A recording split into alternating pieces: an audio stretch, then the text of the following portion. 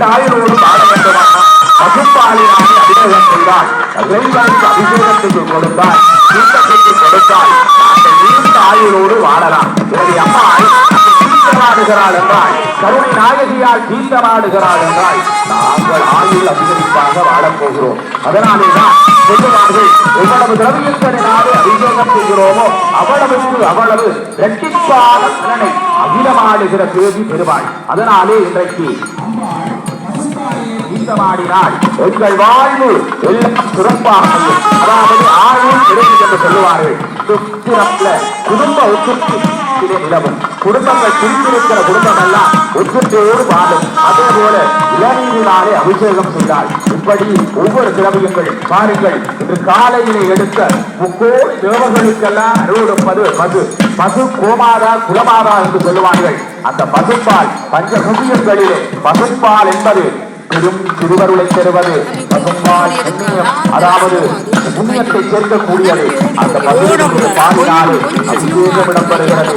எம்பெருமா நம்மை ஆளுகின்ற எம்பெருமாட்டி திருவருளினாலே, எம்பெருமாட்டியினுடைய பேரருளினாலே அரோகரா அங்கே ஒவ்வொரு திரவிய திரவியங்களினாலும் ஒவ்வொரு அபிஷேக திரவியங்களினாலும் பெருமாட்டிக்கு இப்போது அங்கே குளிர்ச்சியாக அம்பாள் குளிர்ந்து கொண்டிருக்கிறாள். காலை பொழுதிலே வேர்க்கடையால் அங்கே வாரி குளித்துக் கொண்டிருக்கிறாள், நீராடுகிறாள். அங்கே அம்மாள் பெரும்பூந்தல் வடிவழகு நீராடுகிற அற்புதமான காட்சி.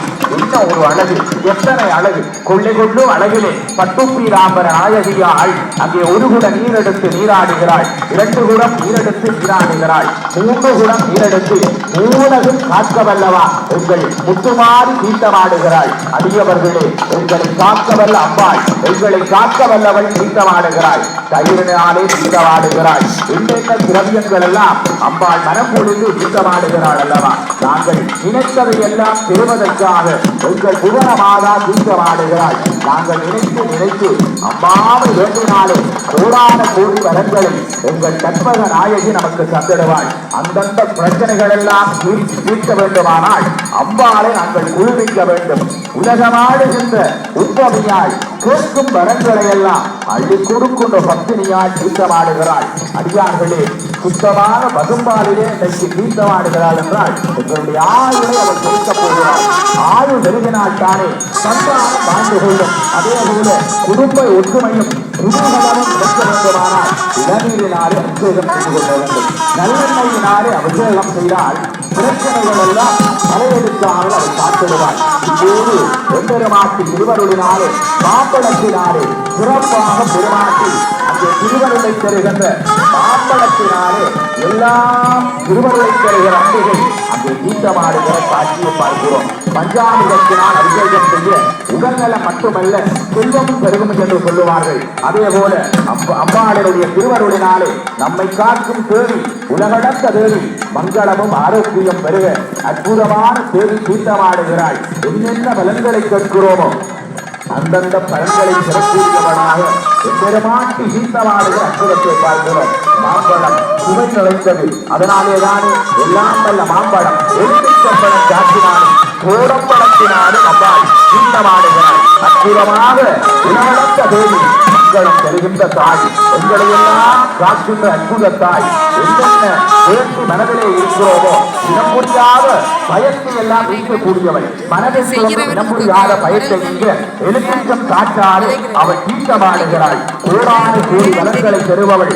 எங்களுடைய தீர்க்கற்றவனுக்கு தெய்வமே துணை என்பது போல நாங்கள் எல்லாம் கேட்கிற வரங்களை எல்லாம் பெறுகிற தாயாக, அமுத சீர் உருவாக அகலாத சுகவாணியாக, சுகத்தை பெறுபவளாக அகிலமாடுகிற தாய் எங்கள் அன்னபூரணி, அமலனுக்கே அமுதளித்தவள், தேவர்களில் சிறைவிட்டவள், கோடான கோடி வரங்களை அருளுகிற தாயாக அகர முதலை என்ற எழுத்தெல்லாம் அறிய வைத்த மூவாதிகை எத்தனையோ இனிமையை பெறக்கூடிய தோணப்படம் தாக்கினாரே, அங்கே மருத்துவ குணம் அந்த எலுமிச்சம்பழம் காட்டினாரே, அங்கே தீர்த்தமாடுகிற காட்சி. அம்மா, உன்னுடைய பிறகு உளுந்தால் உங்களுக்கு நீ வரமருள்வாய். உன்னுடைய உளம் கொழுந்தால், உன் தேகம் கொழுந்தால் நாமெல்லாம் கேட்ட வரத்தை அருள்வாய் அல்லவா.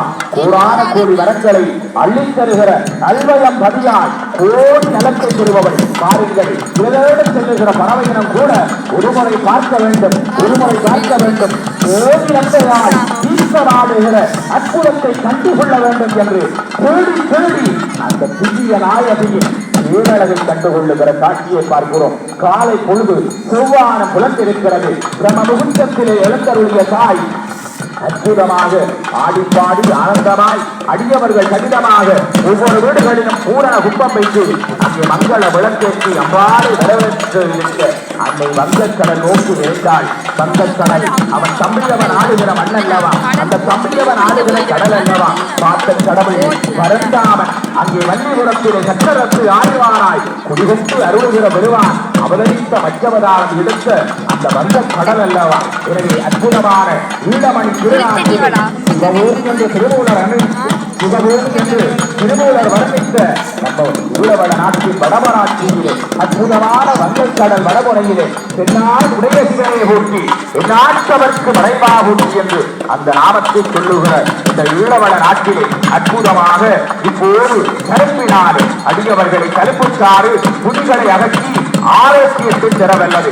கருப்புச்சாறு இனிமையை தரும், அதே போல புலியை நீக்கக்கூடியது கருப்பு.